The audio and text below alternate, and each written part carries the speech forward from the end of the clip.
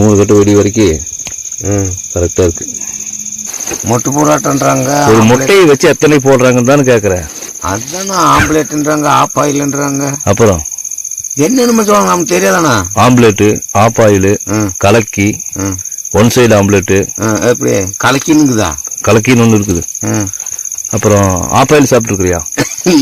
App oil சாப்பிட்டது இல்லையா? Omelette omelette அப்புறம் அன்னைக்கு நீ வாங்கி கொடுத்துன்னு இல்லையா? ஆமா, அதுதான். அப்ப ஆப் ஆயில் சாப்பிட்டது இல்லையா? அதேதான் ஆம்லேட்டு. கலக்கி கலக்கி நமக்கு தெரியாது. குழம்பு கலக்கி, முட்டை மசால் அதெல்லாம் தெரியாது. முட்டை மாசு, முட்டை பொரியல் அதெல்லாம் தெரியல. முட்டை பொரியல் இப்பதான் தின்ன. இப்ப தின்னது இது பொரியலா? இதுதான் முட்டை பொரியல். இது தெரியாதா?